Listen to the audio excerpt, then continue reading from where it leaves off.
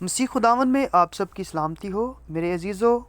ہم نے اطمینان کے ٹاپک پر جو سیریز شروع کی تھی اس کے 6 ابواب کا میں نے کہا تھا، لیکن خدا نے مجھے 2 ابواب اور دیے تاکہ میں ان پر بات کر سکوں۔ آج اطمینان کی سیریز کا 7واں باب ہے جس کا نام ہے آج کے بارے میں خدا کا شکر۔ میرے عزیزو، متی کی انجیل اس کا 6 باب اور 34ویں آیت میں یوں لکھا ہوا ہے، بس کل کے بارے میں فکر نہ کرو کیونکہ کل کا دن اپنے لیے آپ فکر کر لے گا۔ آج کے لیے آج ہی کا دکھ کافی ہے۔ ہم میں سے اکثر جو کہ اچھا کرتے ہیں صرف آج کے متعلق ہی سوچتے ہیں اور وہ یہ نہیں سوچتے کہ کل کیا ہوگا۔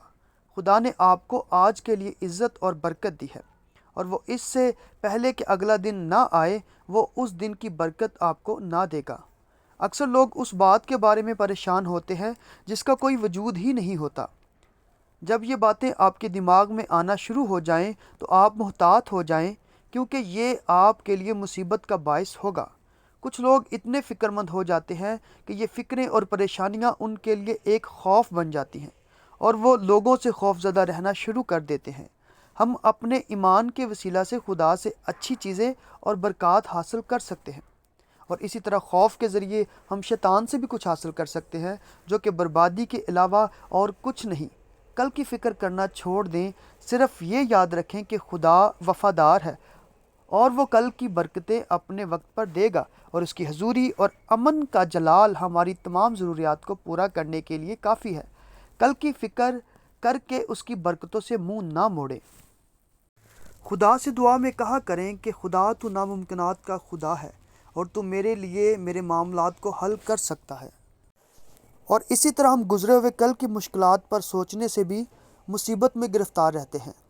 ہم سب خطا کے پتلے ہیں، سب سے خطائیں سرزد ہوتی ہیں، حتیٰ کہ ان لوگوں سے بھی غلطیاں سرزد ہوتی ہیں جن کو آپ اور دوسرے لوگ کامل سمجھتے ہیں۔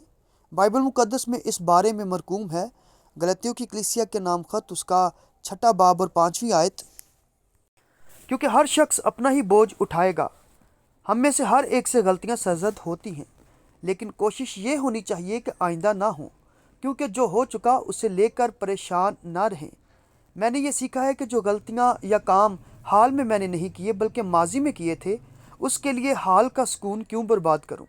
مجھے صرف خدا پر بھروسہ رکھنا ہے کہ وہ میرے تمام معاملات کو درست کرے، کیونکہ اس کے پاس قوت ہے اور وہ ہمارے گناہوں کو معاف کرنے اور دھونے پر قادر ہے۔ بعض اوقات کسی خاص بات کے بارے میں ہماری خواہش نہیں ہوتی کہ میں یہ کروں، لیکن وہ خود بخود ہو جاتی ہے۔ اس معاملے میں پریشان ہونے کی بجائے کہ اس معاملے میں کسی کی طرفداری کروں یا دوسروں کو غصہ دلاؤں، ہمیں خدا سے درخواست کرنی ہے کہ جس شخص کے بارے میں یہ بات ہوئی ہے، میرا قطعاً ارادہ نہیں تھا اور تو اس بات کو بہتر جانتا ہے۔ ہمیں خدا پر بھروسہ رکھنا ہے کہ وہ ان لوگوں کے دلوں کو قائل کرے گا کہ وہ ہمیں معاف کریں۔ اس طریقے سے ہم بہت دنوں تک پریشانی میں مبتلا رہنے سے بچ جاتے ہیں۔ میں نے کسی جگہ پہ یہ لکھا ہوا پڑھا کہ اگر آپ ماضی میں رہنے کی کوشش کریں گے تو زندگی مشکل ہو جائے گی۔ اور میرے عزیزو، خداوند یسوع مسیح نے یہ نہیں کہا کہ وہ تھا یا وہ ہوگا، بلکہ خداوند یسوع مسیح نے کہا کہ میں ہوں۔ میرے عزیزو، آپ ہر دن کو جب وہ آتا ہے لیں اور اس دن کے لیے اس سے فضل مانگیں تو زندگی بڑی آرام سے گزرے گی۔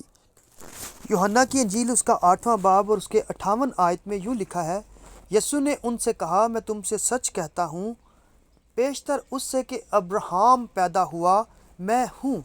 وہ ہمیشہ ہر قسم کے حالات میں آپ کے ساتھ ہے، اور صرف اس پر بھروسہ کرنا یاد رکھیں، اور یہی بھروسہ اور ایمان ہماری تمام مشکلات کا حل ہے۔ خداوند اس کلام کے وسیلہ آپ سب کو بڑی برکت دے، آمین۔